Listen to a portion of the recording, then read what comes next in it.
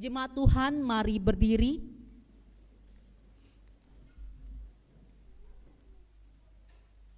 Untuk mendengar firman Tuhan yang dibacakan dari Alkitab. Haleluya.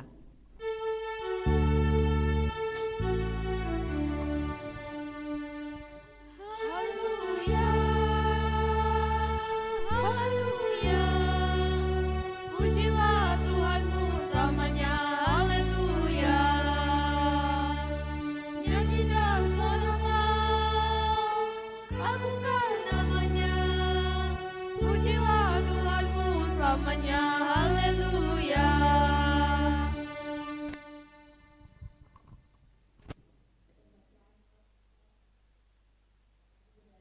1 Korintus pasal 3 ayat 1 sampai 9 yang menyatakan,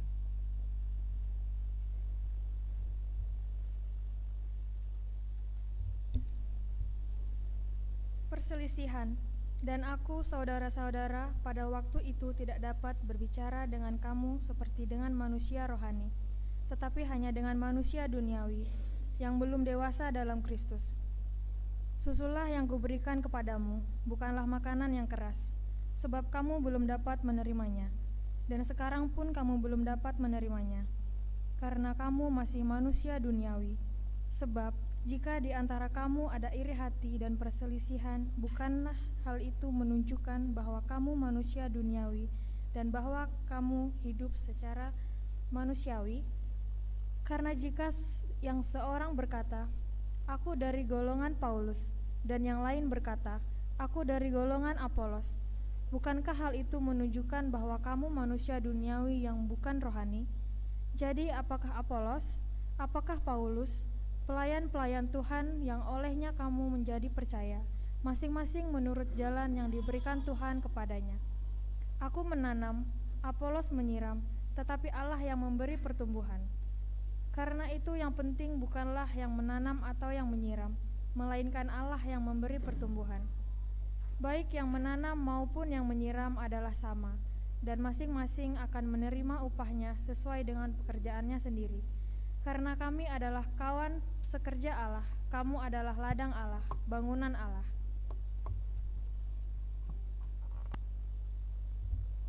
Demikianlah pembacaan Alkitab.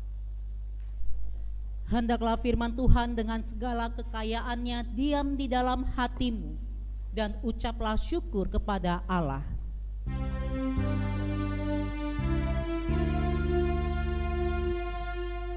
Kepadamu puji-pujian, madar syukur dan kemuliaan, Bapa, Putra, dan Roh Kudus, sampai kekal dan abadi.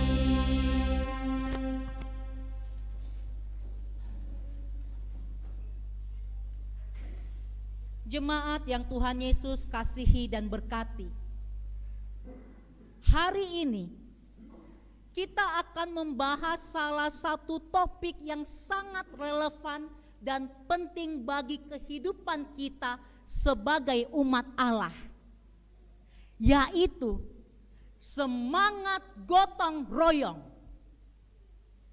Kita akan melihat bagaimana prinsip-prinsip dari 1 Korintus pasal 3 ayat 1 sampai 9 dapat diaplikasikan dalam kehidupan kita saat ini, khususnya dalam konteks kebersamaan dan kerjasama di dalam gereja dan persekutuan kita. Dalam suratnya, Paulus menegaskan bahwa pertumbuhan rohani adalah suatu proses yang dimulai dari ajaran dasar, susu,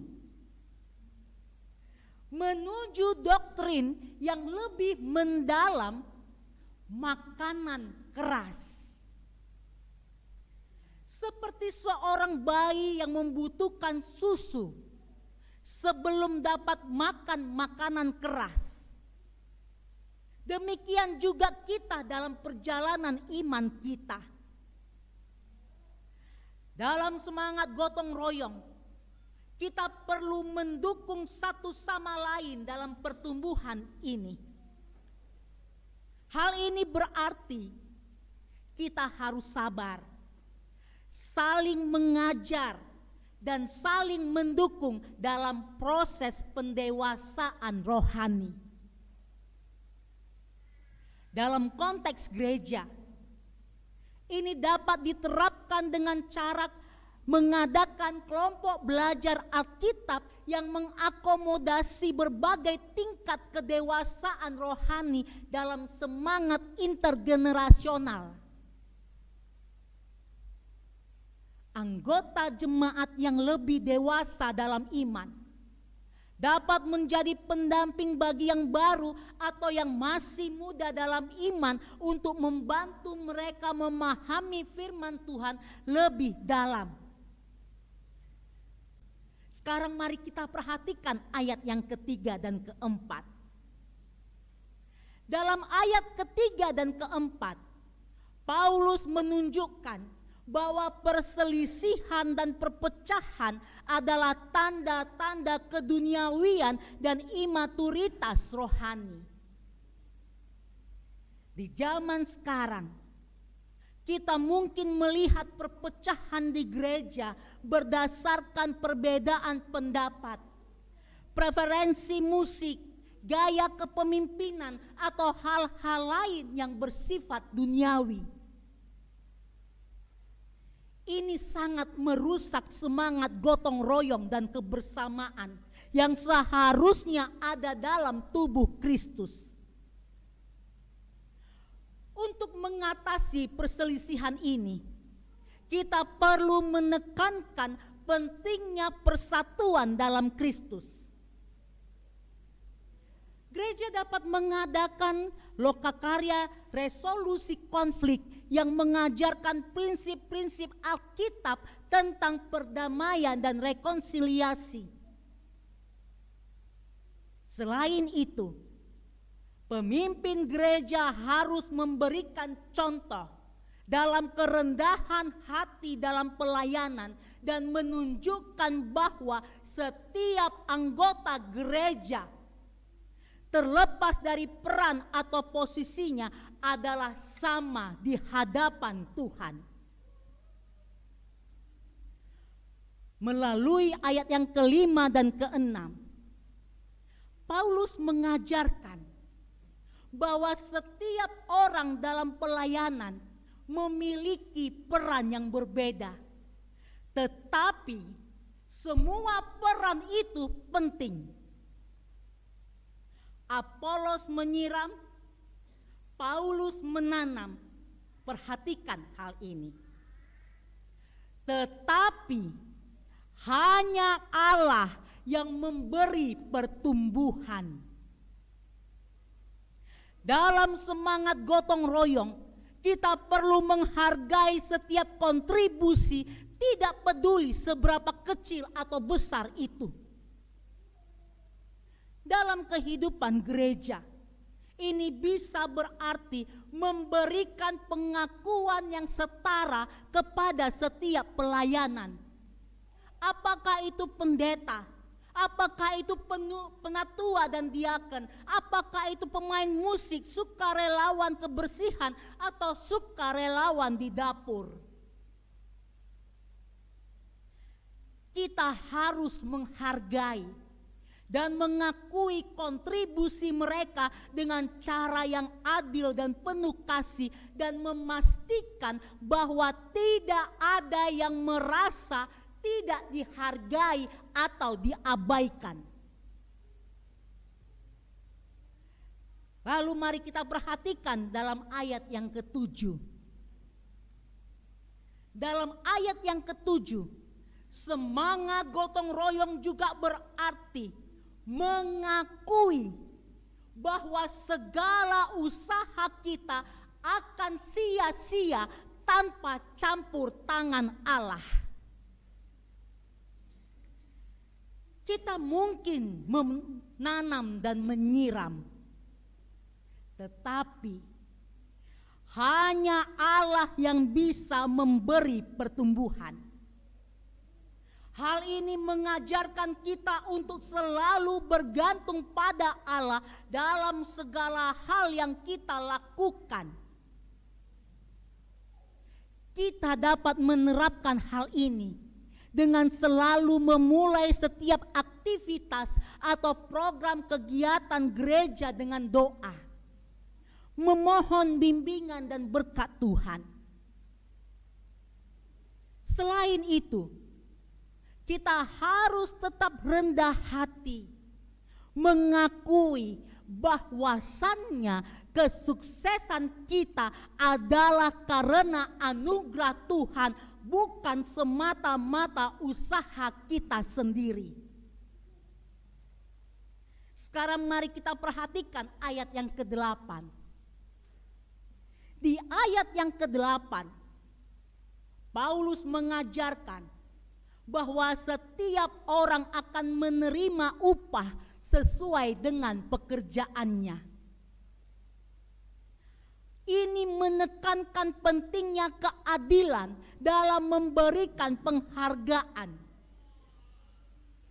Dalam semangat gotong royong, kita harus memastikan bahwa setiap kontribusi dihargai dengan adil dan setara.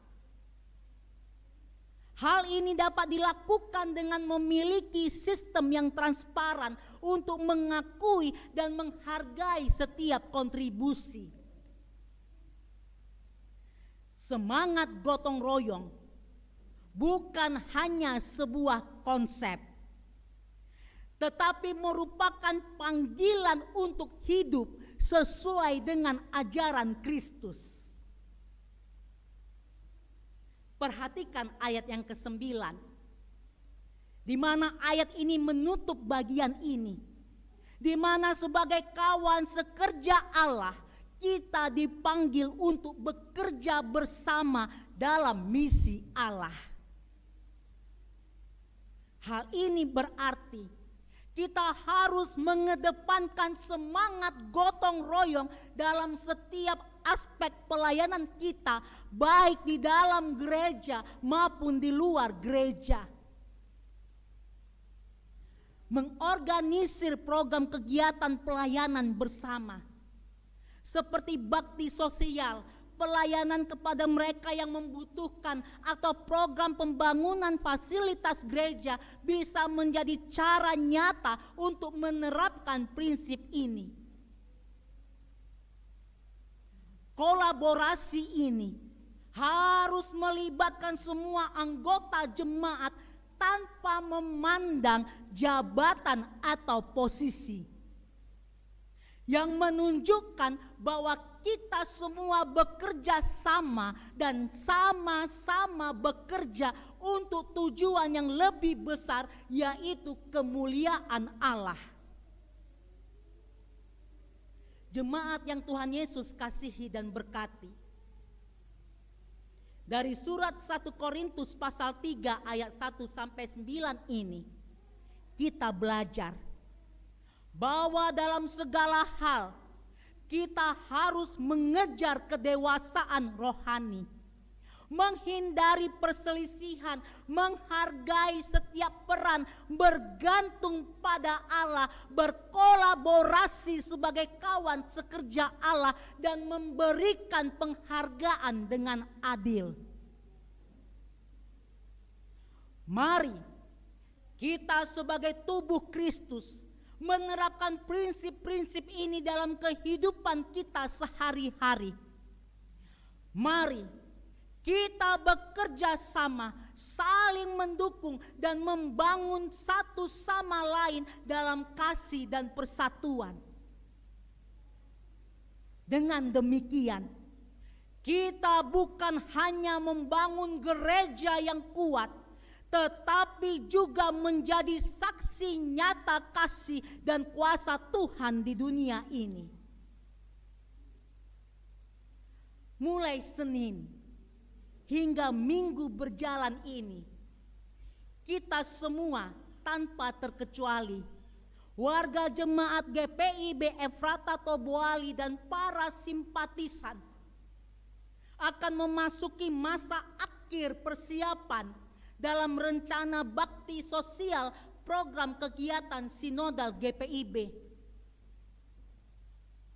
Dari mimbar ini, sebagai pelayan Tuhan Yesus Sang Kepala Gereja, memanggil Bapak Ibu pemuda dan teruna serta anak-anak, mari kita semuanya bergotong royong, saling memperhatikan, saling membantu, dan saling menolong dengan apa yang bisa kita kerjakan dan lakukan.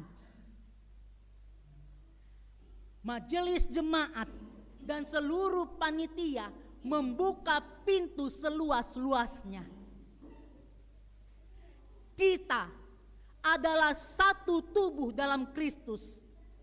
Mari bekerja bersama untuk kemuliaan-Nya, di mana setiap peran yang kita mainkan adalah penting dan berharga dalam rencana Tuhan. Sehingga melaluinya kita dapat memberikan kontribusi baik besar atau kecil yang pasti sangat berarti di mata Tuhan. Jemaat yang Tuhan Yesus kasihi dan berkati, kesatuan kita adalah kekuatan kita, sehingga kita bersama akan saling mendukung untuk tumbuh bersama dalam iman dan kedewasaan rohani yang memancarkan kasih Tuhan kepada dunia. Dengan kerendahan hati, kita melayani satu sama lain dalam semangat gotong royong agar kita menemukan sukacita dan kepuasan sejati di dalam Tuhan yang menimbulkan kekuatan dan keindahan pelayanan bersama untuk memuliakan Tuhan. Ingat selalu, kita semua adalah bangunan Allah yang dibangun bersama untuk menjadi tempat kediaman Allah. Dan hanya Tuhan yang memberi pertumbuhan, dan kita adalah kawanan sekerjanya dalam ladangnya. Yakinlah, Allah memampukan kita untuk melakukan pekerjaan baik yang Dia mulai dalam kita. Selamat hari Minggu. Tuhan Yesus memberkati kita semua yang mau selalu hidup dengan semangat bergotong royong. Mari kita bersaat teduh sejenak.